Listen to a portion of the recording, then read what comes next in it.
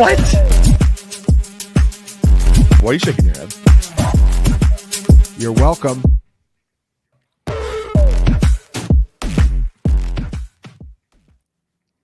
What is up? Wednesday, October 9th. It's Hump Day, and I'm Hansen. This is Hump Day with Hansen, another Fantasy Points jam here with our guy, Tommy T-Bone, on the other side of the glass, producing this broadcast and this live stream. And we are moving onward and upward to week number 6. And early in the week here, it's still relatively early. It's Wednesday morning, so it's still a little early for, the analysis. Takes me a while. I'm looking through all kinds of stuff that takes days and days, but we do have some early thoughts on the matchups here. I see we've got a lot of questions here as well. So, just trying to figure this little live stream out in terms of the content. I don't want to just go all in on just answering questions. That doesn't necessarily help all the people out there. So before we get into the questioning here, and I'm going to try and cut this thing off at an hour.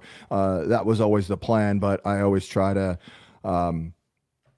over deliver basically. And I feel bad not answering all the damn questions. So without any further ado, a quick look at what we're looking at in week 6. And again, I'm still diving into everything here. I'm still getting all the data points from our guys, putting it all into the equation, putting it in a blender, and basically coming out with something very delicious and very nutritious as well. So we're still not there yet on a Wednesday morning, but man, things are going well over at Fantasy Points. Obviously, with the data, it's a game changer. I mean, it's unbelievable. I'm still kind of blown away. And I've been looking forward to making these prop picks, for example, all year, because right around week 9 or 10 last year, when we got some of these tools up, the quarterback coverage tool and the wide receiver coverage tool and all that, it was a bit of a game changer for yours truly. And I always kind of talk about how, I don't even know how the hell I do it, because my brain has always kind of figured out a lot of it without even looking at the data. I always seem to come to the same conclusions as the data without even knowing the damn data.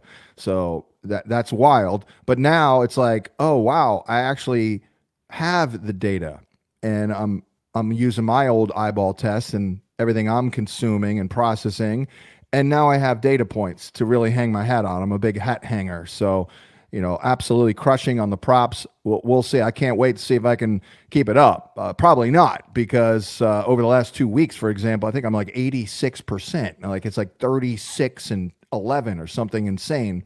So maybe we'll get some regression here, but I'm going to be very cognizant of that and not be dumb. I did have a couple dumb picks last week, but overall, if you read Hansen's hints, if you're reading it, I would highly encourage you to do it, because, you can watch this live stream all you want, but that's really where I put everything down on paper, if you will. And I wait to the last minute. I do a lot of the work on Saturday. I get it up late Saturday night, but it's been pretty damn good, I think. If you look at the content and the positions and the way I'm organizing everything, feel very good about it. Don't like to get things wrong. I really hate that. So feeling good, feeling energized and ready to go here. So let's take a look quickly at very quick, just kind of ancillary, cursory look at the coverage matchups here for the passing games. And last week I did this, and I kind of tried to guess the over-unders, the totals. Will it go over or under based on the schematic matchups for the quarterback? I can't keep track of the records on these things. It's just too much work. I mean, I need a personal assistant to keep track of that. So I don't know. I know I did very well with it. I don't know what the hell the record was, but let's go to the Niners and Seahawks, of course, kicking off week 6 tomorrow night. This is a tough one in terms of the Thursday night special, by the way. It's Wednesday morning. I still don't know who it is. Nothing really came to me, so I'm going to have to dig deep. Normally, I look at a game and I'm like, oh, I have no idea what the game is. Let me look. Oh, and then a name comes to me like 4 seconds after I see the matchup, basically. It didn't happen here. Maybe a couple of guys, and then their data was bad, but it does not look like the greatest schematic matchup on either side, especially for Geno Smith. Maybe decent for Purdy, but this one feels a little bit like a running game for both sides. And that's how you attack both defenses, by the way. So get ready for Jordan Mason again. Seattle is giving up the 9th most adjusted yards before contact per attempt and the 8th most rushing yards per game. And hell, Tyrone Tracy ran all over them last week with 18 carries for $129. For Seattle, I think it's time for Ken Walker to step up. They need Ken Walker in this game. It's not the greatest matchup data-wise for the receivers. For example, Seahawks are giving up the most yards per reception or yards per route run to slot receivers, but they're giving up the 7th fewest receptions. So, and Jackson Smith and Jigba, we'll see a lot of Lenore, who's pretty good. I mean, very stingy. Jacksonville versus Chicago in London. It's at London. Mr. Lawrence is, I did like him last week, and I think the last 2 weeks, he is Mr. Schematic matchup. Like, if you want to know if Trevor Lawrence will play well or poorly, just go to the matchup tool and it'll tell you. Now, this one is good, but it's not unbelievably good. Last week's was a lot better. And then it comes in as a negative schematic matchup for Caleb Williams. However, it's not just their production against covered shells. That's not the entire picture. Our guy, Stephen O'Rourke of Fantasy Points Data, pointed out that the Bears have been pretty play action heavy this year, and even more so lately. And the Jags have struggled against play action. And Roma Dunze is by far the air yard leader for the Bears on play action passes. And that makes sense because that's a lot of times they're taking the shots downfield to Roma Dunze. So I do like me some Roma Dunze in this game. I haven't even had a chance to look at the damn prop if there is one, but I'm in on Roma Dunze. Feeling it. I tried Keenan Allen last week based on the matchup with a prop. He almost hit it, actually. I mean, I think he had, 3 grabs? I think the prop was maybe it was over 4.5, so maybe he didn't almost hit it. But felt there for a moment like, oh, okay. But no. I think he may be a dud all year, as I wrote in, what was that? The Players to Trade and Trade For article. That's right. Yeah, I would trade for Roma Dunze right now, by the way. Let's take a look here if we have that. Oh, baby. Oh, yeah. 37.5. I'm in on that, baby. DJ Moore, 61.5. I don't know how many people out there are into the props, but I'm loving it because I just love making these little individual picks. You know what I mean? Like you know, a lot of times you make picks in the preseason. We got to wait 4 months to see if it works or not. But this is immediate gratification. So not the greatest schematic matchup for Brian Thomas. He will see a lot of Jalen Johnson. So I don't think it'll be a big Lawrence game. One guy who would help, I think it'll be solid, decent. One guy who would help is freaking Evan Ingram. So they need him. But this might be another week where they do run the ball a lot. The Bears are allowing the 4th most adjusted yards before contact per attempt. Chuba Hubbard ripped them last week. Hey, DeAndre Swift.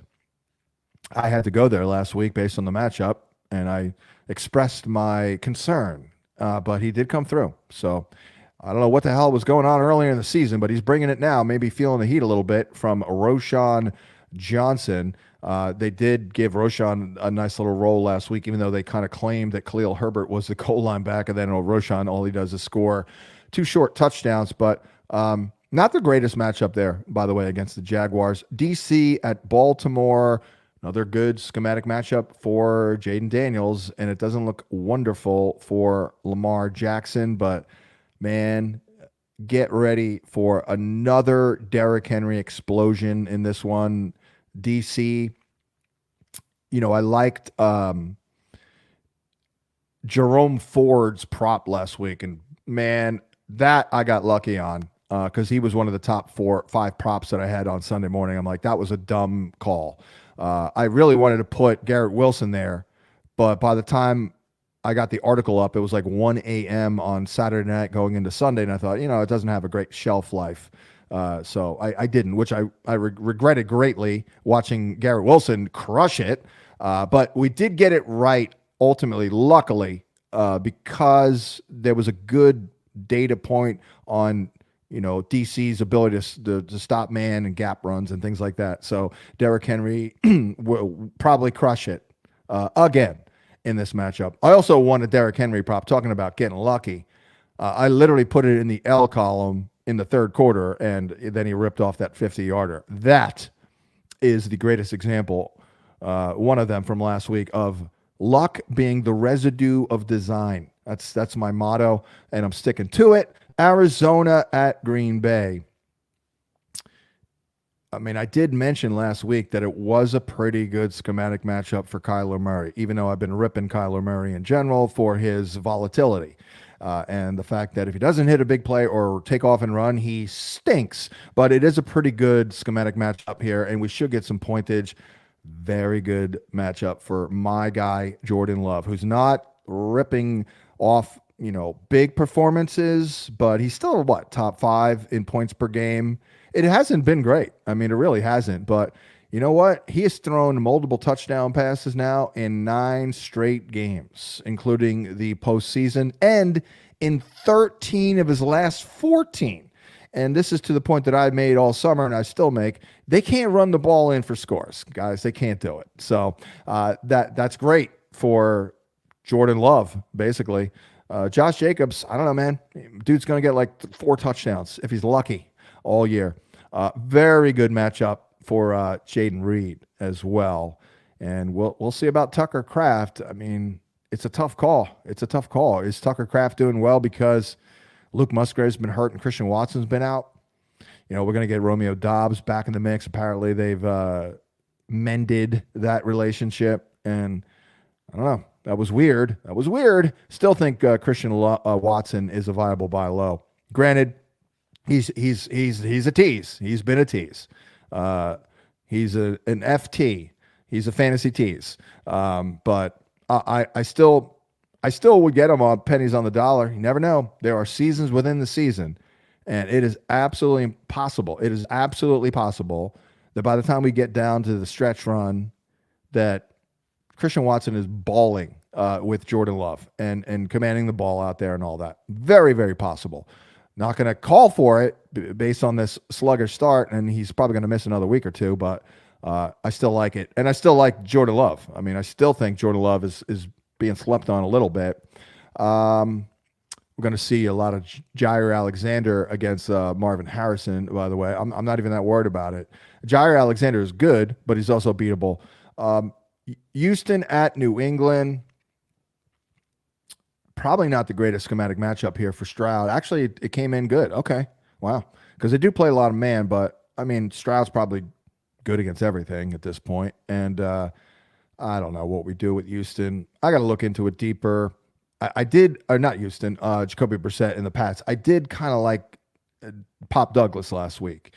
I don't know enough about this matchup to make a decision right here off the top of my head. But when I get into it, I'll have the opinions here, but my opinion should be find another team to pick your receiver, quarterback, fantasy starters from, basically. Not ready yet for Jalen Polk, but we're going to get Drake May, right? We actually are going to get, I said Brissett, but we are going to get Drake May, right? So, that'll be interesting to see. We still have Brissett in the database because he's played here, but they are going to roll with Drake May. So that'll be interesting, but I don't know if Drake May is going to support a guy like Douglas. So you actually might be better for Polk, but we're not ready to go there this week. I mean, we're just not. Houston's defense, I'm not even sure where they've been this year. I guess they've been pretty good. I mean, they certainly gave Josh Allen a lot of problems, but then again, Josh Allen has his own issues there.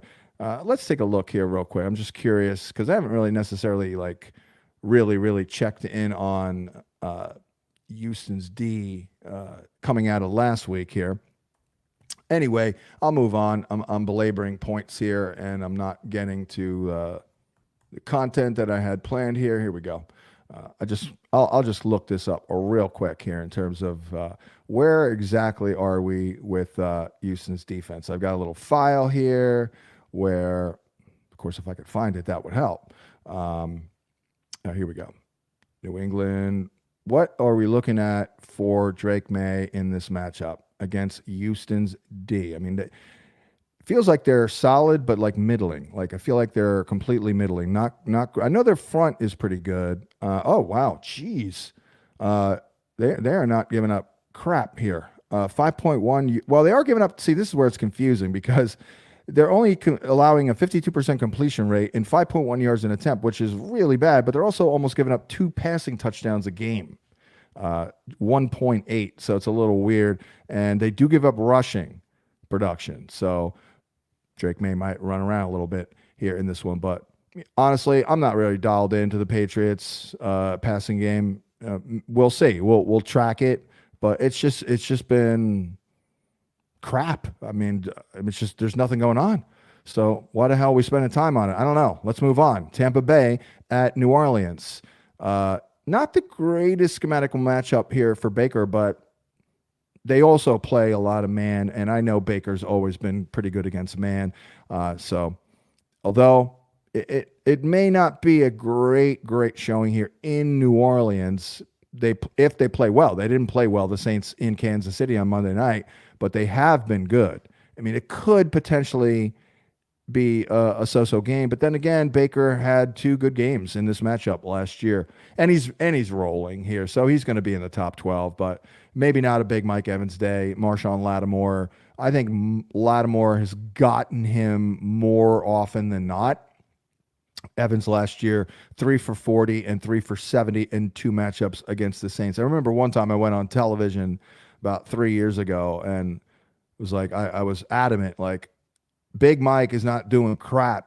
I think the week before I predicted a big game, and it was Lattimore, and I got mocked by people on the set, and he freaking goose egg. He got a goose egg, Evans, like 2-3 years ago. So another big Chris Godwin game, especially after Doo Smith-Schuster just crushed them. He did not look like Doo that last week. He looked better than he's looked in 3 years. He got 7 grabs for $130.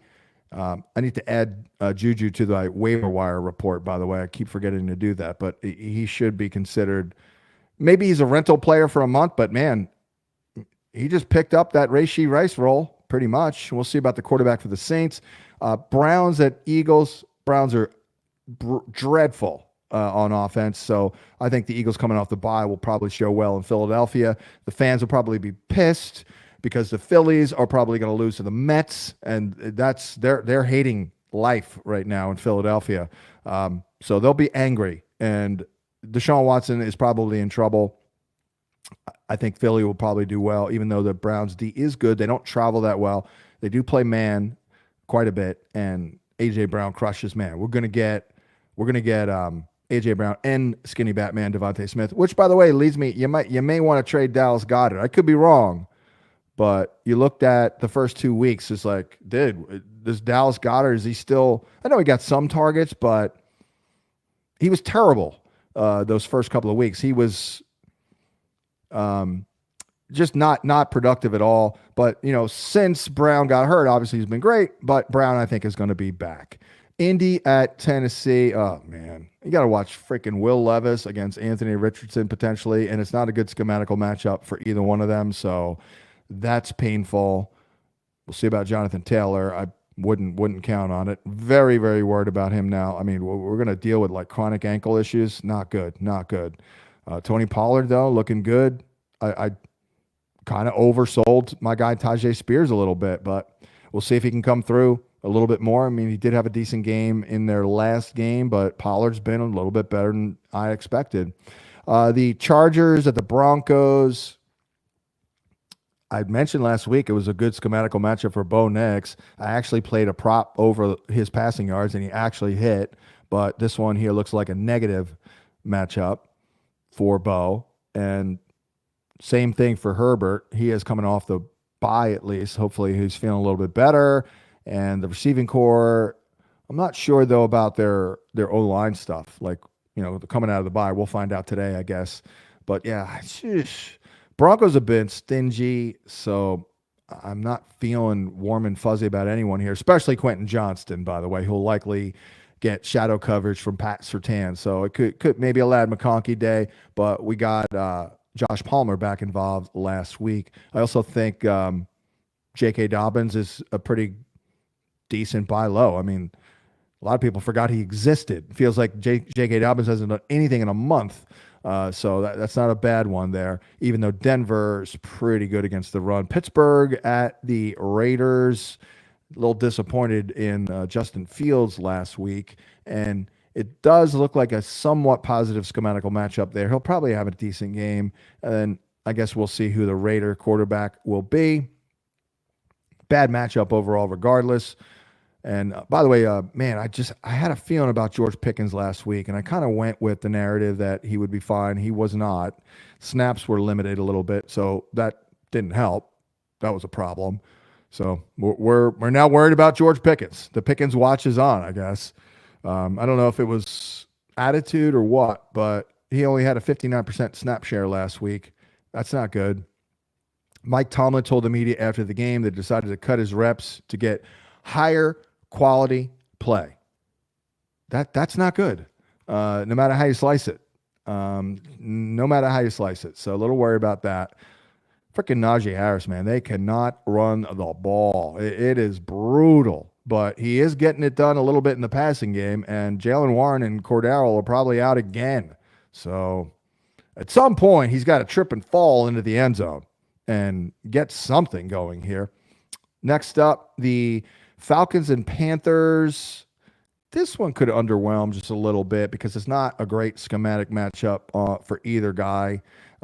Zone-heavy teams.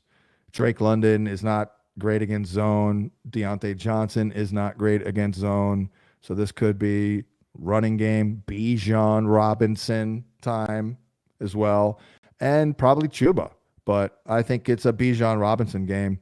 Here's to you, Bijan Robinson. I mean, come on, dude. We gave you mad love for a reason. I mean, you're young, you're a stud. Arthur Smith's gone. It's not going all that well, but the schedule does look really good for him. Detroit at Dallas. Really, we're going to get points in this one because this is a good schematic matchup for both quarterbacks, Jared Goff and Dak. So, little Jameson, a little Ferguson, a little Porta. I don't think they have anyone to slow down or stop Lamb.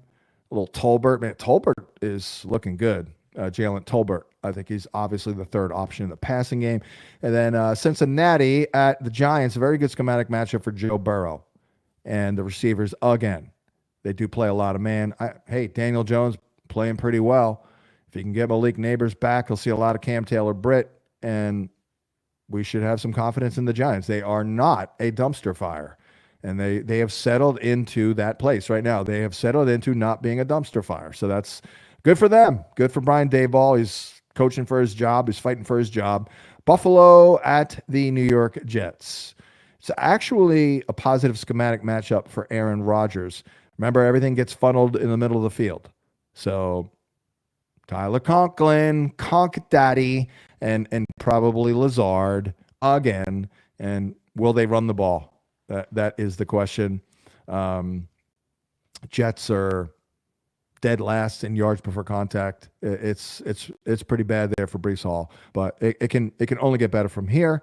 And we'll see about Khalil Shakir. It's not going to be the best matchup, but at the very least, and I wrote this about Justin Jefferson last week, at the very least, you can avoid those stud outside corners and line up inside, and that's Michael Carter, who is good, but I think that's where you try and hit the Jet secondary. And James Cook, he's a weekly starter. So there it is. How long did that take? That was a while. That was 24 minutes. So, without any further ado, let's see what the people are asking here on the YouTube channel. I got multiple mouses here and all kinds of stuff here. All right, man, we got Willie calling me a playboy here at 9:30 a.m. So thank you. I was listening to a song by Morrissey. It's called I think it's The World's Greatest International Playboy. Pretty good song. Anyway, but I thought of the fact that people call us Playboy, which still is very amusing. Steve asks, which two would you start this week in a 2QB? Daniels, Dimes, Allen. Don't feel right about it. Yeah. I mean, you're not going Dimes. I mean, just don't. Just go with Allen and Jaden Daniels. It's like, I don't even need analysis, Steve. That's just a long-term investing strategy that, like, you just do it every time. And you're not going to work. It's not going to work out every week, every time, but over the long haul, that's what you're doing. You're going to start those guys. Pete asks or says, I have Bro Mixon, Johnny Taylor, Kareem Hunt all out. My fill-ins are Javonte and Bucky Irvin. Would you drop any of them to pick up Dare, Dowdle, Sermon, Madison? Well, I mean, you got some good dudes here on the waiver wire, so that's good. Man, fill-ins are Javonte and Bucky. No, I mean, I don't think so. I think I'd rather have Javonte and Bucky Irving than all those other guys for the rest of the way. I mean, obviously Trey Sermon for like this week. If you do have Taylor, I mean, it'd be nice to have Sermon, but here's the problem. I mean, he wasn't great, and Tyler Goodson popped off a little bit, just as we kind of thought he might. I mean, he had a 17-yard run, 5 for 26, 5.2 yards a carry, and 3 for 31. It's not bad. It's not bad. Meanwhile, Sermon was pedestrian, 3.8 yards a carry. He did catch 6 targets, and we did mention that. So it's kind of like we were right to bring up Goodson, but we were also right to mention that Sermon had been getting third down reps and all that, and he wasn't a zero in the passing game, which it totally salvaged him. I mean, between the touchdown and the 6 grabs, he actually came through. So, I mean, I'm not dropping Mixon, obviously. I mean, maybe Hunt, maybe, but I mean, the guy just ran over 100 yards last week. So that's a tough one, man. I don't know. Can you do a trade or something? I don't know. Maybe trade Mixon, even though I think he's a trade for. Trade Mixon, get Sermon, lock in that, and then you could probably get by with Javonte, Irvin, Hunt, and then Sermon/Taylor. But you better get yourself a better player at another position if you're trading away Bro Mixon. Let's go next to, Steve's got another one here. Needs to sit to Flowers, Batman, Mooney, Kirk, Pickens. It's a little early in the week for that, but obviously skinny Batman is in. Kirk's matchup isn't wonderful. Mooney is crushing. I mean, but I don't love that one either. I haven't looked specifically at it, so I think maybe Flowers. We look, DC's been potent.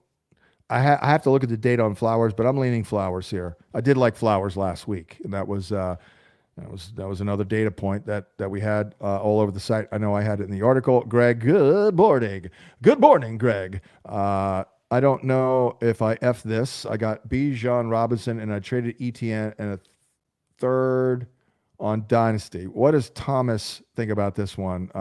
He got. I don't get it though. Like, you had Bijan, and you. What is this question, Thomas? Do you have any idea what Greg is asking?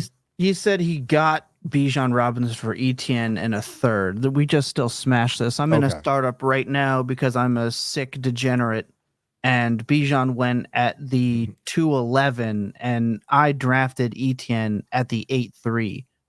So if you're telling me that in the 8th round in a Superflex draft, I can just add a third and get the 211 value in Dynasty, I'm smashing that every time you crush this. Yeah, absolutely. It seemed like a little too good to be true, but hey, truth is stranger than fiction often. Mark asks, full point PPR, if Johnny Taylor's out and Khalil Shakir is playing, would you start Shakir or Trey Sermon in the flex? Again, it's not the greatest matchup for Shakir. And then you got Trey Sermon.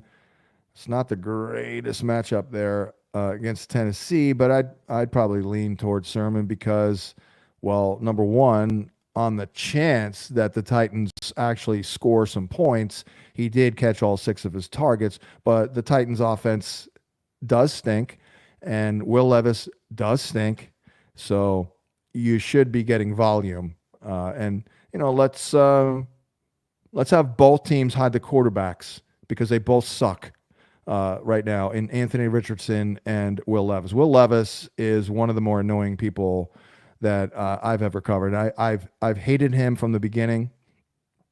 He's got a little Jake Cutler in him, and I love Jay Cutler. I was a big Jay Cutler guy. Maybe he rubbed other people the wrong way. I know he was surly as hell, but I was into him. I was into the personality, the degaffness of it. And he was a great arm talent. Oh my God. I love Jay Cutler. He let me down. But there's a comp there, but Will Levis has always been way more the annoying side to me. Even though he does have a cannon, but man, it's just so annoying because you see greatness every 26 plays. He'll make one really good one. You're like, wow. Anyways, I would lean towards Sermon there. Let's go to Milos. Would you start Danny Dimes or Fields? I think, oh boy, that's a tough one. I haven't gotten to it yet. Let's take a look here. Fields let me down last week, that is for sure. Danny Dimes, let's assume you got to have neighbors. Like if no neighbors, then that's an easy call. Decent enough matchup here for Fields. They're definitely giving up production. They're 69% completion rate, 7.3 YPA. They're giving up just under 2 tutties a game. And then let's take a look at what Dan Dimes's matchup is here.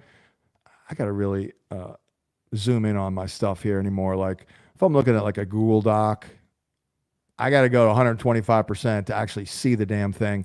All right, Danny Dimes. Well, that is a good matchup against Cincinnati. I mean, we might do this if Neighbors is in. Yeah, wow. Cincinnati is the same numbers. Actually, they're giving up more passing. Wow. They're getting absolutely hammered here. 2.5 touchdown passes a game, 69% completion rate, 7.5 YPA. Yeah, I'm okay going Danny Dimes. Yeah. If Neighbors is in, sir. If Neighbors is in. Mark asks, need 2 of the following for a wide receiver in flex. Shakir, if he goes. Wicks, man, he let me down, Wicks. I mean, I think we're looking at Javonte. I mean, he's coming on. He's coming on a little bit. He's way up there in missed tackles forced on the season. He gets some check downs as a 2-man backfield. I'd probably go Dobbins and Javonte. Thank you, Milos or Milio. Dynasty, using your crystal ball, how do you see the rest of the Bryce Young experience unfolding in 2024? Well, I don't think there will be an experience. And I don't know. I think they might need to move on and get rid of him and just start fresh. I don't know. Thomas, what do you think? Did you see what Canales said after the game? Somebody asked No. why they put Bryce Young in the game. And instead of saying to get him reps and playing time, he said, we had offensive line troubles. We had to protect Andy Dalton. If that doesn't summarize the rest of the 2024 Bryce Young experience, that says enough for me. I'm buying, though. We're in the 11th round of this startup, and he still hasn't gone. I will go buy.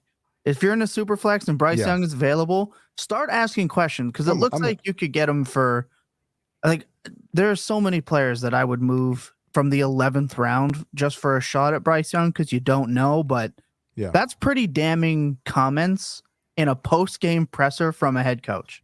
To protect Andy Dalton is not a sentence I thought I'd hear in from a decade ago. Like, that is insane. Right. I mean, I don't even know if I would have expected that when Andy Dalton was like 25 years old. But yeah, that's a good point. And I'm with you. I mean, look, we're buying a seriously depressed asset here, but I think the key the size is a problem. The lack of size, the body type. I've stood next to Bryce Young, a foot away from him. He's small boned kind of, although I did think, I was joking. I'm like, I was checking out his ass, not his average separation score, his actual ass, just to see what kind of bulk he had there. I mean, because some of these tall quarterbacks in person, they look like freaking chicken legs out there. I mean, I remember like Carson Wentz and all that. But they're taller and they probably have better muscle mass in general and the ability to absorb big hits and things like that. Sometimes you're too big, you're a target. But bottom line is, Bryce Young was a processor guy, and that's like what I call invisible scouting. I mean, maybe he'll never have enough size to withstand a whole year, maybe. But if he's in the right situation, he can obviously throw a football and he can obviously move and extend plays. If you are in the right situation and you can process what you can, then you have a chance. There's no doubt about it. I mean, we said this, I know about Jaden Daniels. I'm like, I like him. My biggest problem was I just worried about him holding up, honestly. But I'm like, look, the guy's got plus athleticism. He's got a good arm. It may not be a hose, but it's good. Downfield location, very good. But most importantly, he is the best processor in the draft. And we're seeing that. So, that's a huge attribute that makes Bryce Young salvageable in my mind. I'm with you there. Paul says hi. Hi, Paul. How you doing? Boy, Mark gets a lot of questions in, doesn't he? I am Mark's personal fantasy concierge. I answer more questions from Mark than my own wife on a per week basis. PPR trade, Garrett Wilson and Ty Chandler to Aaron Jones, owner for Najee Harris and Brandon Ayuk. So you're sending Wilson and Chandler for Najee Harris and Ayuk. Yes, I would do that. Now, if you need Ty Chandler like right now in your backfield, like if you're going to swap out Chandler for Harris, I mean, that might not be wonderful the next couple of weeks. I still think Najee, though, I know it's painful. But there's a lot of other O-lines out there that are not off to a good start. And we saw this literally play out last year, too. Najee was brutal. I mean, it's worse this year, though, I will say. And they've had more injuries. And it's a real problem. But they did get Samuel back. They are throwing him the ball. Schedule's pretty good. Yeah. So, all right. Let's move on here. Mark M. PPR, if Shakir is trending out, who would you pick up? Would you pick up one of these? Justice Hill, Roshan, Douglas, Dare, Michael Wilson. Yeah. I really like Michael Wilson. I always have, and I tried him out a couple weeks ago, and he crapped the bed, and he's very frustrating. But at this point, if you were as I wrote somewhere, if you were in like a deep league where you kind of had to start him every week, sorry, I'm not even deliberating here. I got to get him in my lineup. You're kind of coming out on top right now. I mean, he might even be a little more consistent than Harrison. Certainly not the big plays and all that. Robert asks, Cousins, Fields, T. Rich. I think we have to go Fields there and know that he's throwing a little bit better this year. Certainly last week was worrisome. You know what? I couldn't even watch that game. I kind of turned it off, honestly. That was a boring game. I mean, that was a really freaking boring game. Will asks, looking for bench depth, would you drop Jerome Ford and or Zach Charbonnet for Braylon Allen and or Ty Chandler. Well, certainly Ty Chandler, because he's going to be locked in. I mean, guaranteed 15 to 20 touches as long as Aaron Jones is out. So I'd be okay. Yeah, Ford, get rid of Ford. I luckily won a prop last week on Ford, but of course, freaking Deontay Foreman was a lot more involved. And then, of course, Chubb is potentially coming back like in a week or two. So, yeah, get rid of Ford for Chandler all day long. Cardinal 1B asks, good morning. What do you see Josh Palmer? Yeah, I like Palmer, and it's terrible. I mean, it's about as bad as of a start that you could have possibly envisioned. You've got injury. He had an injury. He's been banged up. The O-line has been banged up.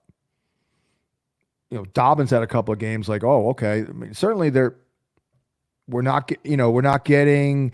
We didn't see Quentin Johnston improving like he has. Like, it's like everything has worked against Palmer. So I think I'm about ready to wave the white flag already and apologize. Now, I did like Ladd McConkey, but a lot. If you listen to me on Sirius, you know that. But I did like Palmer over Ladd McConkey based on the price tag, and that does not look good right now. It simply does not look good. I thought Palmer would be very active their top outside receiver, basically. But no, that's kind of been Quentin Johnston. But the thing about Quentin Johnston is he's like static out there. He does draw the worst matchups often, like this week. He's got Surtain. I mean, he's screwed this week. So it actually might be a Palmer game.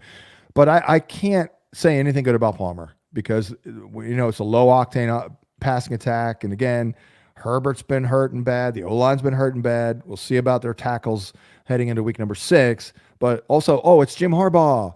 He is not a big fan of the forward pass. So, yeah, we're screwed with Palmer. I'm going to take an L on Palmer. Not egregious. The guy was a freaking 11th round pick, but that one did not work out. Laporta or Kraft, I'm feeling it with Laporta. I've been saying to trade for him for a couple of weeks. I actually predicted last week, I know they were on a bye, but the week before that he would play on Monday night. And because he's just got great DNA. And he did. And a lot of people thought he was going to miss multiple weeks, but I was like, no, I bet you he plays because he's just tough as nails. And again, he has good DNA, so trade for him now. He didn't go off or anything like that, but it's coming. Oh, it's coming. Like, I was against him this year because of that touchdown rate. I thought it was impossible to sustain. I was 100% correct, but we're through 5 weeks. Now I'm ready to buy. Big time ready to buy. Same with Laporta. Mark M. asks, FFPC League, are you going up against me? Because I'll give you bad advice. No, just kidding. Need one tight end and a flex out of these 3. Conklin, Otten, Jameson Williams, and Downs. I'm going Conklin. I mean, this should be another Conklin game. I mean, it really should against Buffalo. They do funnel things inside. I would bet you Conklin, and I have no idea, but I'm going to guess that Conklin caught 8 balls in this matchup. And I swear I have not looked. I could be completely wrong and look like a jackass, but let's take a look. Because, they did have Matt Milano last year, but the foundation of the defense kind of funneling things inside was prevalent. Nope, incorrect. Damn it. I don't know what the hell happened there then. Jeez. He only caught 1.5 balls. Must have been just a absolutely brutal showing. Like probably a little Zach, what's his name? Wilson. But it doesn't matter. I still like Conklin. Now, I'm looking here. I mean, they're not getting crushed by tight ends, but they are giving up 4.5 grabs. Nothing crazy. 9.7 fantasy points per game, but Conklin is last 4 games, and one of those games was a complete bed crapping in, I guess, week 2. He's averaging 4 catches a game for 43. That's pretty good. And no touchdowns, but I don't know if he's ever going to score, but I think we're good with Conklin catching 4 to 5 balls pretty much every week, unless they trade for freaking Devontae. Then we're screwed. Let's go to Vincent. Maui. I don't know what is that reference. Okay, Honolulu. My brother lives in Honolulu. I don't know. Maybe he knew that. Ben, morning. Would you trade away a red? Yeah, I think I would. I think this is what Baker is this year. Good. Like I know I always say there's seasons within a season, but I don't know if that applies here. If they enjoy good health, relatively good health. I mean, they had 2 of their top 4 receivers out last week, and he still did well. I would imagine those guys are on the mend. No, I think you trust. And by the way, Baker's running this year too. Like, yeah. I feel bad. I didn't give him a lot of love this year, but if you have followed me, you probably recall that I was a Baker person, and I have oversold him a number of times, actually, including that freaking year with the Panthers. Jeez, that was ugly. But just goes to show what a wide range of possible outcomes there are for quarterbacks, because there are just so many variables involved. Baker is now, I'll say he's a running quarterback. I was just going to joke around with it, but hey, he is averaging just under 4 totes a game with 21 yards, and he scored a couple of rushing touchdowns. So he's getting it done. Yeah, I definitely trust him over A-Rich. Brian Drake just chimes in and says T-Bone. You see, Brian, he can't stay away. He just can't stay away. He's addicted to horrificness. He's obsessed. Scott, he is obsessed. Cousins, Jones, Caleb. I haven't done my rankings yet. I'm kind of liking Caleb here. Cousins, I don't love in the schematical matchup here against Carolina. Zone heavy. Their defense isn't that bad against the pass. Now, yeah, I don't like Cousins because I think they're going to freaking run all over them, basically. So there's that. Quarterbacks are attempting only 30 attempts a game, probably in part because they're running all over them. You know, the numbers do look pretty good here. 8 yards an attempt, a couple of touchdowns. Yeah, I'm not going to chase points with Kirky, though. Danny Dimes. I think I'm going Danny Dimes if Malik Neighbors plays. Remember that. Rims and Tims. Sup, Playboy? Is it just me, or does this week? Yeah, yeah. I'm still a little early in the week, so you might notice I don't play as many props this week because I'm like protecting a lead now with my props. I don't want to try to be a hero or, I got to get props. I need the action. No. I'm only going to pick props that jump out off the page to me. So yeah, you're right. This does not look like a wonderful week, but I do think Joe Burrow will crush. I think Jordan Love will crush. Not much else, honestly. You got the Chiefs and Vikings off. That doesn't help. And Stafford, that doesn't help. And I do like Jared Goff and Dak. So yeah, it is a little bit of a weird week, but it's not hopeless by any stretch. There are certainly some matchups that look pretty good. In Dira, Pittman. Oh boy, here we go again with Pittman. Downs, JMO, Harrison Jr. Well, first of all, Pittman, Downs kind of cancel each other out a little bit. Let's presume it's AR. Then we're going to go with Harrison and JMO. Buddy guy fella. Sup, Playboy. PPR Superflex League have Daniels, Richardson, and Cousins. Are you inclined to hold Richardson for upside or try to trade for help elsewhere? I mean, you're in a Superflex, so you don't have to start him. I would probably hang on to him and see if things get better. And if they do, A, you might want to use them, or B, you can maybe sell them. So it's hold. I would say it's hold. I had Richardson like 2 weeks ago. I was like, sell. I'm sorry, because I did have him on my list. My guys this year it was Jordan Love number 1 by far, and I think maybe AR was, but I think maybe I had Burrow 2. That's right, I had Burrow 2, and then I had AR 3. But hopefully you all got Love. Basically, if you listen to me, hopefully you all got Love and Ferguson, because I'm telling you, yeah. I was just going to say, before we move on, we have super chat questions. One coming from Troy Black. PPR, JSN, Wicks, or Brian Thomas Jr. for a flex play? Let me take a look here at the schematical matchup for Brian Thomas. I kind of like organize all the quarterback schematical matchups here in my notes.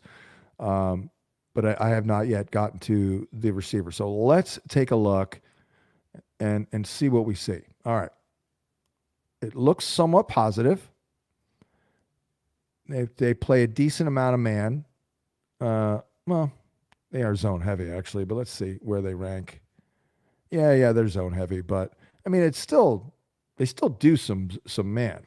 Let me see here. What is the other shell that he is? I'm looking for the predominant shell that they run, and it looks like it's cover 3. Oh wow! Oh, he's popping off the cover 3. Yeah, all right.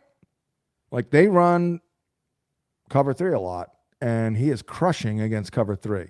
Let's take a look here at the percentage. Yeah. I mean, they run it enough.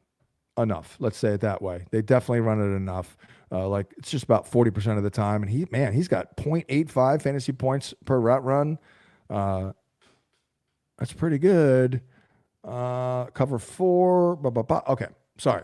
I'll go Thomas. Wicks I tried out last week as one of my top 5 props. The only one I freaking lost, and he had it. If he did not have Butterfingers and questionable hands. JSN is going to see a lot of Lenore. I did consider him as the Thursday night special, but Lenore's been stingy. So let's go Thomas. Let's stay with a hot hand. Okay, next up here. We got one more super chat here. Oh yeah, sure. From Andrew Scanlon, who actually donated twice. So shout out to you, but you only left one question. He Sorry, said, Andrew. He needs RB2 that are cheap to trade for. Now, I am assuming he means backup running backs, not fantasy RB2s, because those are never inexpensive. But he's looking for handcuff running backs that could be cheap to acquire. Oh, handcuff. Yeah, well, backup running back. I mean, I hate to say it though. Najee jumps out to me a little bit. Like I know he's not an RB2 right now, but he is a buy. I mean, you could get him for peanuts. Yeah. Right? People are sick of him. I'm sick of him. They're sick of him, but look, he's still getting a lot of, he's Bogarting the role. I mean, the other guy, like, and not to make fun of his name, but who the hell is the other guy? I literally didn't know who this guy was. I'm going to call it up right now. And he was in the game this past week. Shampklin. I was wondering who that was when I saw it. Aaron Shampklin at a Harvard. That often happens when a guy at a Harvard plays. I remember, who was the tight end for the Titans out of Harvard? Damn it! Why is that not coming to me? Ferkser. That's it. Ferkser. Yes. I'm like, first time I saw, who the F is Ferkser? Because I don't watch a lot of Harvard football. Yeah. Shampklin. I don't know if there are any Shampklin guys out there, but that name came to mind. Let me quickly look through here.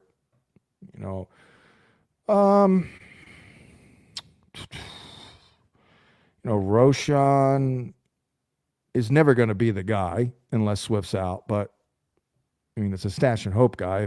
if Swift is in fact out, then Roshan's in business, totally in business. I mean, Chase Brown is obvious. I mean, Chase I Brown's was like going to be the expensive all over the one now. Yeah, he is. I would buy Zach Moss. He's hurt, and we know he's coming back. You want to cheap That's a good point because what I meant when I said I'm all over the place with Chase Brown is A, he was on my target list and all that. B, I wrote in the good vibes, bad vibes. I'm like, well, I like Chase Brown. I like him as a pick, all that. But Zach Moss probably needs to be their main early down back. And he's not a zero in the passing game, far from it. That's all played out, but Brown's explosiveness is also starting to stand out, but I still think that his vision is not great. Brown's, I still think that, and he still runs maybe the blind patience.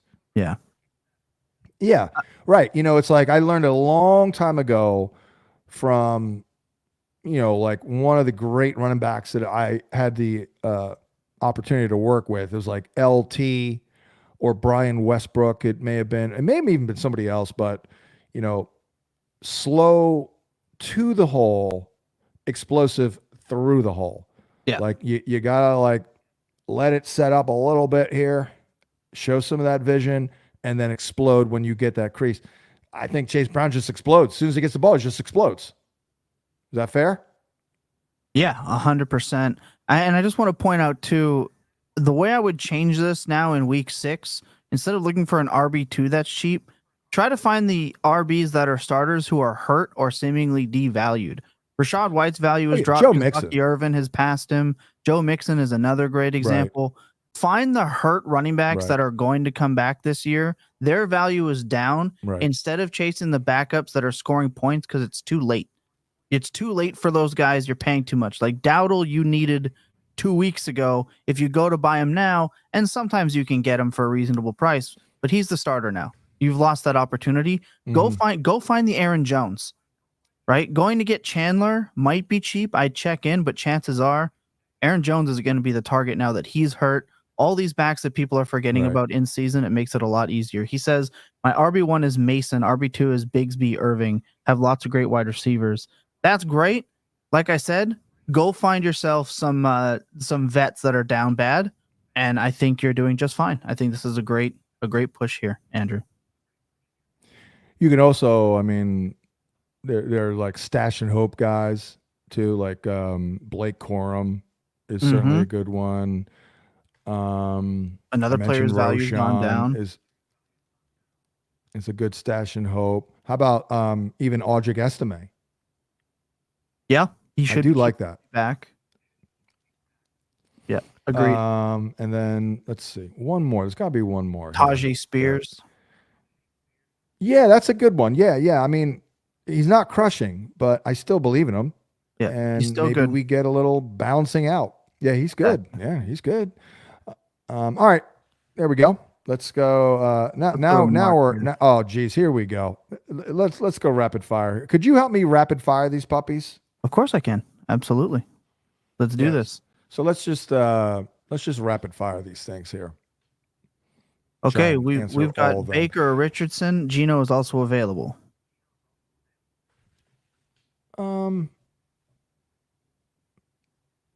Baker against New Orleans. He did do well against them last year, and again they play man. He's good against man. He really is, and that's always. I don't know about like this year.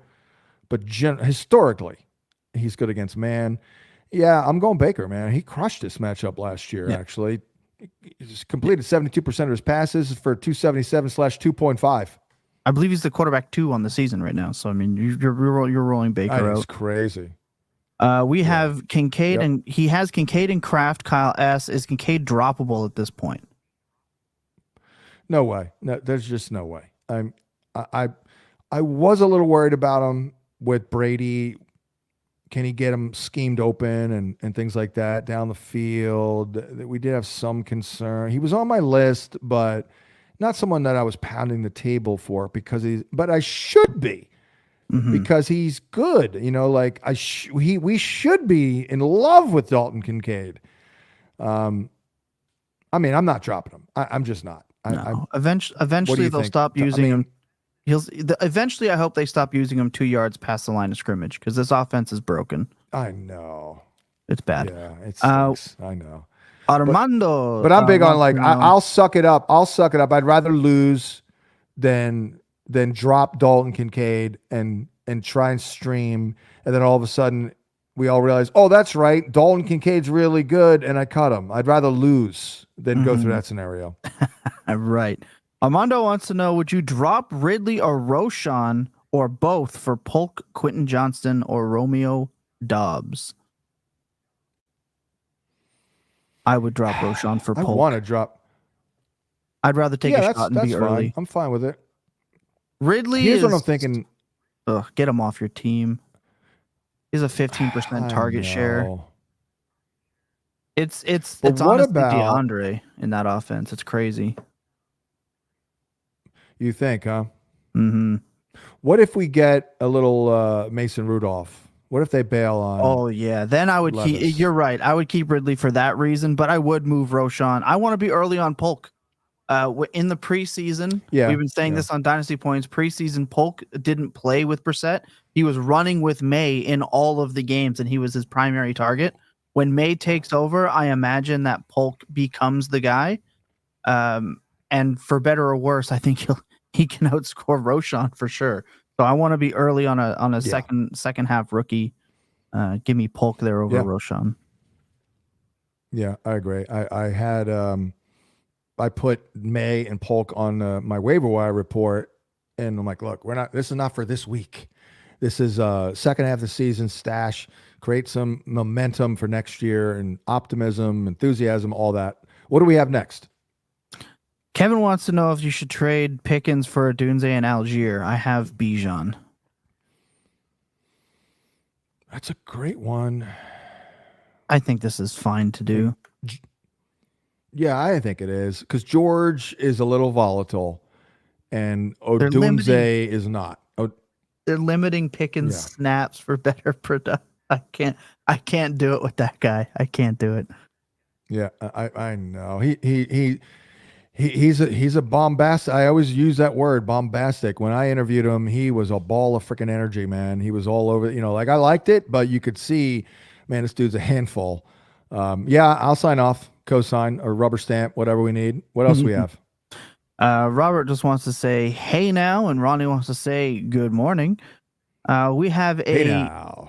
Good morning. Hey now. Michael wants to know Cousins or Purdy.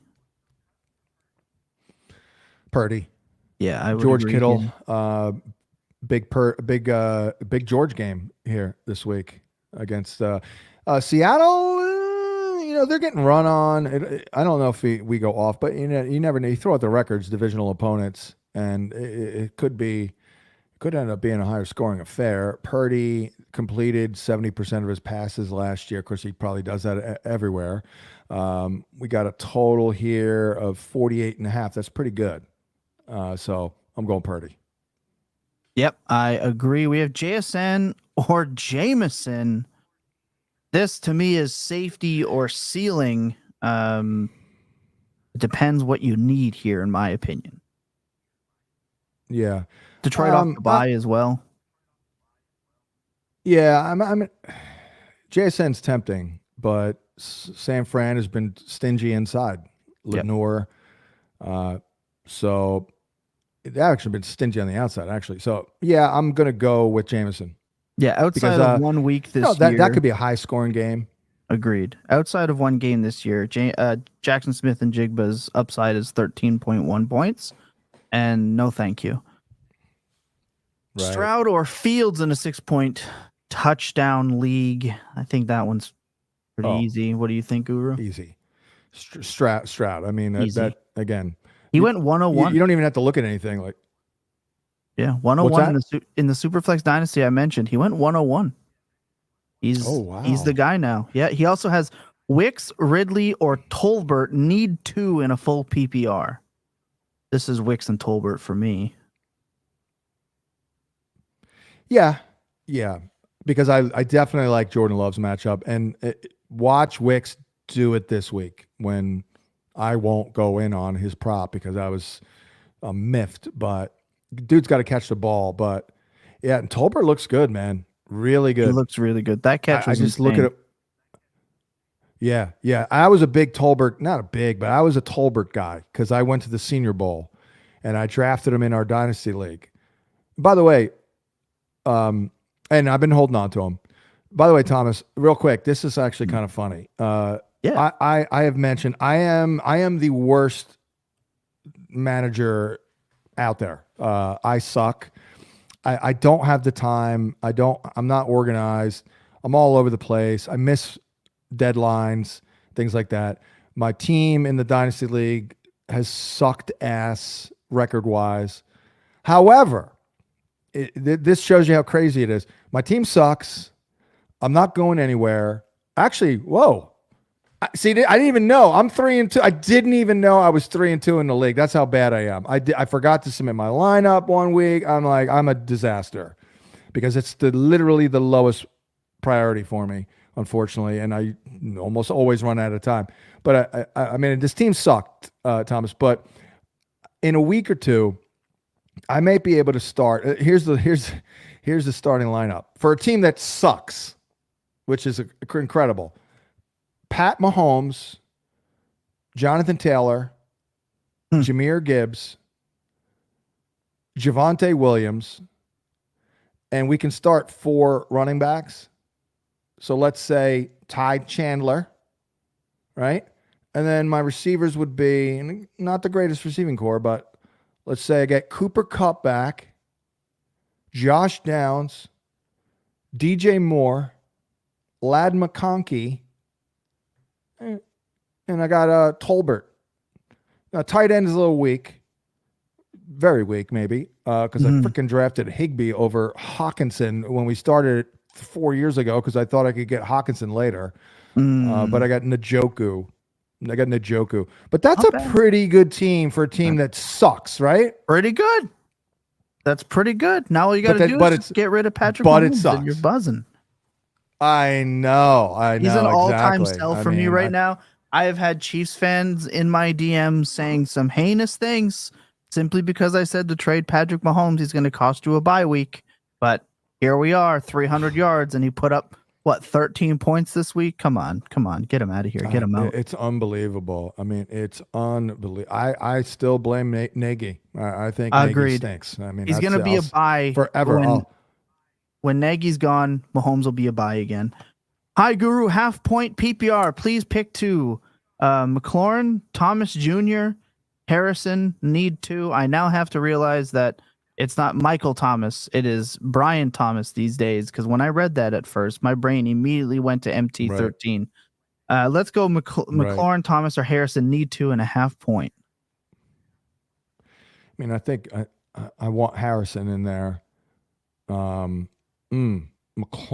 versus Thomas. I don't love the schematic matchup for Trevor, but it is that cover 3 shell there looked pretty good for Thomas. But McLaurin is balling. Let's take a look here. I'm going to go McLaurin. McLaurin's in for sure. Man. What do you think between Harrison and Thomas? I'm playing Brian Thomas Jr. I'm playing Brian Thomas Jr. I have them in the same tier as a player now. Brian Thomas Jr. is just elite. He has like he's top 6 in a lot of rookie metrics. He's just balling. And Marvin Harrison Jr., their usage of him is, they must have the second worst pass game coordinator in the league outside of Greg Roman.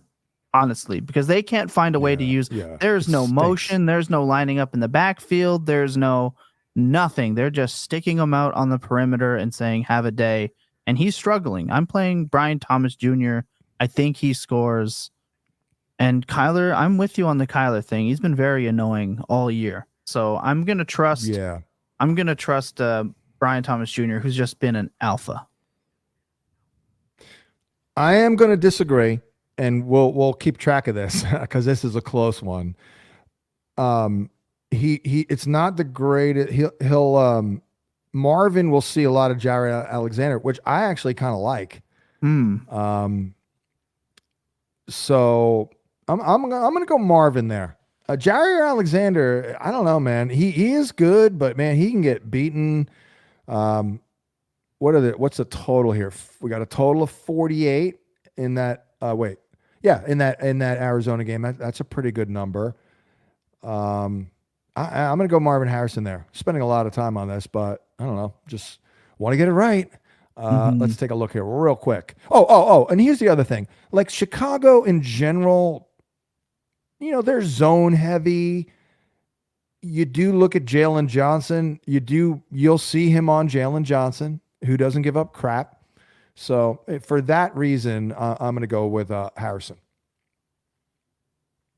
Okay, I like that. Tough to sit Brian Thomas, though, that's for sure. It is. It's amazing that at a point right now where he's moved up that quickly. If you're listening to Dynasty Points, we would have told you to draft Brian Thomas Jr. ahead of Ladd and Xavier Worthy when he wasn't. So there you go. I wish I would have listened. By the way, real quick, I want to see our Dynasty draft because I may have taken Ladd McConkey over Brian Thomas, which that one stings. But do love Ladd. I got to see this here real quick. Sorry to. Oh, and I did. Yes, I did. Oh, damn it. Oh, no. But he's a good lad. He's a good lad, though. I couldn't help it. I'm 76% Irish per my DNA test. I couldn't help it. All right. Oh, well. Hey, but now you know. Dynasty Points is the place to be. Full PPR. Who to start? Trey Sermon or Tyrone Tracy for this week? Okay. Let's take a look here at those matchups. Cincinnati is pretty good. Pretty good matchup. And you got Sermon with a rougher matchup. I'm going to go with not Sermon. How about that? Oftentimes when I'm not totally sold on the player, I'll just I'm going to bench Sermon. Basically, who's averaging 3.3 yards a carry on the season, and they're giving up only 3.4. We'll say about Jeffrey Simmons, but I'm going to go with Tracy. Agreed. Be mindful of that Singletary injury that popped up out of nowhere. Right. I'm just looking for. Do we go with a Tracy Morgan, impersonation when we talk in Tyrone Tracy? I won't be. Does that work for anyone? I won't be because I can't do it. I will say, hey, I can do a little Tracy Morgan. I can do a little Tracy Morgan here. I'll try. I'm starting Tracy. That's pretty good. That's not bad. I think I just nailed it. That's not bad. I might clip that. I will say the one and only John Hansen guru appearance on Dynasty Points. We were the earliest in the fantasy community to hype up Tyrone Tracy Jr. These are the reasons we draft these rookie running backs in the 3rd and 4th round. You can already sell them for a second. So there you go. Mooney or Najee in the flex all over position. Yeah, 100%. Mooney. Where are the haters on Mooney now? Where are you at, people? Where are the haters who've been hitting me on the Twitter machine forever and writing songs about it? Wrote a song about it. Like to hear it. Here it go. I'm going to go. Boy, I don't love Mooney's matchup here in general. I want to see that. Now I got to see that coverage shell. See, this is one of the problems of doing this when we do it. I mean, I know it's hump day and everybody wants early information. They're jonesing, but it is still a little early in the research week here, and I'm already using way too much time just doing this. Let's see here. Darnell Mooney this week schematically. Oh wait, that's the wrong damn page. See, I got a million tabs open as well. Wide receiver coverage, matchup tool, fantasy points data. What are the shells that they're rolling with, and what are we looking at with Mooney, and why does it always freaking take me so long when I'm trying to speak and pull something up? All right. I will say boy, I like Mooney. Very negative matchup. It's a very negative matchup though, schematically. What do you like about Mooney? I just will take a wide receiver, getting a bunch of targets, generally over a running back struggling to score. If it is PPR, if you're talking about half, give me Najee. But the way the Falcons offense is operating, Mooney is seeing an insane target share. He only needs one play and he'll outscore Mooney or outscore Najee with the way they're playing right now. Yeah. So if it's a PPR and you need the ceiling, I want Mooney regardless of matchup. I mean, it is painful to roll with Najee because it's just like pulling teeth to get 2 yards of carry. But man, it's a tough one because I'm seeing here like they run cover 3 58% of the time, and that's not a good shell for Mooney. So sometimes you just got to go with it. Like, he's crushing, but do we expect Darnell Mooney to crush every week?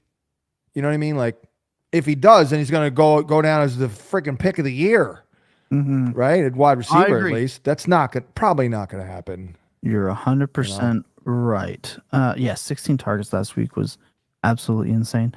Yes, Nico has gone to the IR. He is missing 4 weeks. This is Tank Dell's last chance to produce. If you want to sell, this will be your chance to sell Tank Dell in Dynasty if you want to. Although Ryan made a very strong case in his 5 stats article this week, you can find at FantasyPoints.com. Antonio says, Guru asks average separation scores. You are killing it. Love you, brother. Also, shout out Andre Yoshivash, who quote tweeted an average separation score. Yeah. Tweet Fantasy Points. We are everywhere. Ronnie, love you and appreciate you. I can't put that up on a show like today. Does Nico on IR? Here's a good one. Does Nico on IR make Tank Dell a better flex option than Darnell Mooney? I would say. Well, I don't think this week. So. In general, yeah. Yes. But not this week because he's going to probably see Christian Gonzalez. Very true point. But so also we have Mooney's negative matchup. Right. True. And true. DK did beat Gonzalez. Good offense. It really comes down to what offense do you want to trust? If you that's true. That's true. You're taking a shot. Yeah. I think right now this week you're 50-50. Honestly. Oh yeah, you know what? That's fair. Yeah, that's fair. That's fair. And by the way, I actually did list Tank Dell. I think is a buy right now. Tank Dell. Absolutely. Right? Yep. He can be. But like I said, he's got 4 weeks to figure out whether or not he can still ball in this offense, or Diggs is going to alpha cuck him, and it's going to be not good. Dan Casey, shout out. I've been around Tank Dell. I went real quick. I know I've told the story, but I interviewed him, and I just got a really good vibe on that kid. Like he's always been doubted. And I came back and I reported on Sirius. If you listened to the show last year before the man took a snap, I'm like, do not doubt this young man. Like, don't do it. And sure enough, he balled. So I'm sure as hell. I mean, he has answered the call literally since he was 6 years old. He's been getting doubted since he was like 7, and he's answered the bell every single time. So like he's down a little bit now. I would not bet against him. Right. We've got what else Chase Brown, Dowdle, Bigsby, or Jameson in a 1-point PPR. I don't know if we're picking one, Dan, or what the deal is with the question here. I'm going to assume 1-point PPR. We're going to assume he needs 1 because he is rich at this time of the year. Yeah. I mean, I'd probably go Chase Brown there. Jameson is tempting, very tempting. The Giants, though, they're getting run on. I mean, they're getting run on. They're giving up 5 yards carry. They give up 5 grabs a game. I like Chase Brown here. Agreed. Russell wants to know if you should shop Monty or Gibbs for a wide receiver. I mean, I ain't trading Jahmyr Gibbs. I mean, he is awesome, and I like Dave too. But yeah, I mean, if you need a receiver, sure. You also, I mean, do you love having both Lions? I wouldn't love that, but if I'm going to have two running backs from the same team, it's the Detroit guys, that's for sure. But I don't love it. So yeah, maybe Monty. Gibbs will get you more, but you also give it. I mean, Gibbs is just awesome. I mean, the last two games that he's played, I've been heavy on his over rushing prop. It's just like easy. It's like, is this gambling? That's my question. Like, can we really truly classify this as gambling? Because this is money in the bank. What else? 100%. I'm just looking down the list here. If you're wondering why your question is getting picked, it's simply because I'm looking for unique ones at an hour and 20. We'll never actually get to all of them. We can't. We can't. It is impossible. And that is because so many of you are awesome and you continue to ask questions, and you're the reason we're here. So keep that in mind. Keep coming back and asking. It's just there's too many. We would be here for too long. Yeah. Part of the problem is, part of the problem real quick is if I did this on Friday morning, I could answer rapid fire, but I'm like, I gotta like look into like literally all these questions because it's still a little early in the week. But let's just get a couple more out there and then we'll call it a show. Yeah, absolutely. Lightning Lord 22. I absolutely love your profile picture. This is an amazing profile picture, so shout out to you. Got to respect that. It says, good morning. Full PPR, Rashad or Sermon, and what RB do you think I could trade Mooney for? We'll answer the first half of that. That second half, that's a long-winded reply. So we'll go with we'll do you the Rashad or Sermon, and then we can maybe touch on that Mooney thing a different day. Rashad White, right? Obviously, right? I mean, I'm not starting Trey Sermon. I guess not. Get Trey Sermon. You're not? No, get Trey Sermon out of my. Like, if I have to play Trey Sermon, if my running backs are ever that bad personally that I have to play Sermon, I'm playing anyone else and hope for upside. Goodson's involved, and that terrifies me. Yeah. The matchup's also nasty. I don't know about Jeffrey Simmons yet, but yeah, I'm with you there. I would go. Rashad. The one good thing about it is clearly Bucky Irving is pushing Rashad, and he's like he's pissed. You can see it. Like he had that 50-yard run. You're right. I mean, it's worrisome. Bucky Irving looks better than I thought he would look right away. But as worrisome as it is, it's just football. It's life. They love him. He's a good dude. I know he's not a freaking special athlete by any stretch, but he's competitive. Like he's probably going to find a way to hang in there for you. Not crush it like last year, but right now though, he's still only averaging 8 points a game. So my man's got to start scoring. But he had success in this matchup last year. Caught the ball, didn't score. Of course, he never scores. But let's move on then. Okay, let's go. This is an interesting one. Cousin Tila.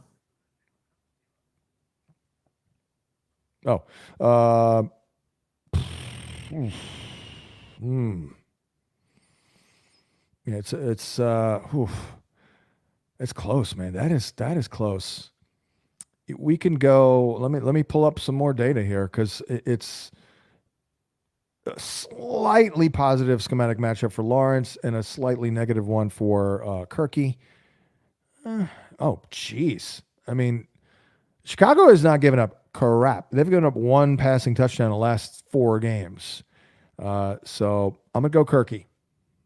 Yeah, that's so crazy that T-Law is in this kind of position. Insane. We got Sutton or Wicks from Paul. I mean, Sutton let me down last week. I'm like, what in the world? But I'd go Sutton. I mean, Wicks, you never know. Like, A, at this point, will he get the targets? And B, if he does, will he actually catch those targets? I know I'm probably overreacting. And the Chargers are stingy. But yes. Sutton did get him twice last year for 2 tutties. He is kind of the only game in town. Like, yeah, I know. Like little Jordan Humphrey. Come on, man. What are we doing over here? And can we pour one out for Marvin Mims? That guy is dustier than dust. Like, it's over. Like, what are they doing? He's running wind sprints. Like, it's over. He's being what was the outproduced plan? by Like, Lubke, the fullback. It's over. I mean, I don't get it. That's one of the weirdest, first couple years I've seen in a while. Like, terrible. I mean, it's like Sky Moore. It's like, what? You know what I mean? Like, it's Sky Moore, I still believe. Moore.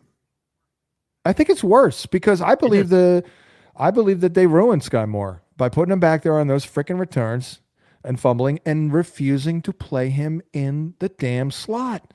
Yeah. It's like, what do they have against that guy? I don't get it. But anywho, I think Sky Moore turned out to just struggle at doing the things needed to play the position of what, like, he had stone hands by the end of his rookie year, which is like weird considering what he did in college. I was a big Sky Moore guy. They ruined him. I drafted Sky Moore over Chris Olave, and I'm regretting it every single day in all 40 of my dynasty leagues. Terrible. I'm telling you, Guru. I've also been burned. You know who I took him over? Who's that? I took him over in our dynasty league because I had like the 8th pick or something. Mm-hmm. Jahan Dotson. Oh boy. Another well, bum. I mean, at least, outside of the rookie year, they basically produced the same. So at least you're not losing much outside of the rookie year. I mean, just look at I just looked it up because I had to. Marvin Mims has five targets on the year and 3 catches. It's over. I mean, it's absolutely, it just makes no sense. over. He says, thank you all. Appreciate the profile pick love. We appreciate you. Greg, you got it right. Hit them likes, folks. Hit the likes, hit the subscribes, do all that. We'll get to Chicago D, and then we'll probably we'll do 2 more. So Chicago D, shout out Chicago D back in the chat. Need 2 out of DJ Moore, J-Mo, Skinny Batman, or Chris Godwin in a standard league. So we need touchdowns here. Oh, okay. I mean, does that instantly put J-Mo in for Godwin. you? Nah, no? I'm not even considering him. Interesting. No, okay. I mean, I'm not even considering him. I mean, Moore scores a ton. He scored twice last week, right? And then Batman is Batman. I'd probably lean toward Moore and Godwin, but I got to get Godwin. I know Godwin. I know he doesn't score a ton of touchdowns, but Lattimore is going to be on Evans. I like Godwin there, and I'll probably go Moore. More. But Batman, man, can we get in a league where we're not benching Batman? Come on, I mean, I want to start all 4 of these guys. Yeah, Chicago D, you are rich and you are flexing here. So shout out to you. Paul Trela says, we're going to answer this in 2 ways. The first one, he just says, I mean, Wichita is a hilarious autocorrect. I love it. But he says Sutton or Wicks PPR for the rest of season. Now, I don't like rest of season questions because we don't know. We have no idea what's going to happen in week 12 or 14, but we can get a lean. So which way I'll word this, and if you were to lean one way or the other, do you like Sutton or Wicks for the next couple of weeks? Yeah, it's close. I mean, on one hand, Wicks, a little more explosive, big play, better quarterback, better offense. But Sutton, viable offense, somewhat serviceable, not hopeless a quarterback, but he has got that massive role, and he scores. I'm going to go with Sutton. Yeah, I tend to agree. A lot of mouths to feed, and the drops are a real problem for Wicks. Yeah. If he continues to drop, then they'll throw to other guys like Bo Melton, Tucker Kraft. We're gonna answer Greg's question last, simply because I'm a Baltimore Ravens fan. Everyone can't see, but my backdrop is littered with Ravens gear, so I'm hoping the Guru is on my side with this. Greg Martinez wants to know who you got, Washington or the Ravens, Guru? Oh, I mean the Ravens. There we go. That's what's up. Clearly. And I think Derrick Henry will run the crap out of the ball in this one. So, yeah, I keep forgetting you're a Ravens guy. So you're glad that Greg Roman is no longer there. I have Greg Roman, fun Tommy T story. Greg Roman got me my first job in fantasy. I hated him so much. all I did was create Twitter threads of every play that he ran a receiver into one another or targeted Patrick Ricard or like as a design target. Yeah. And I made these threads during the drives while they were happening.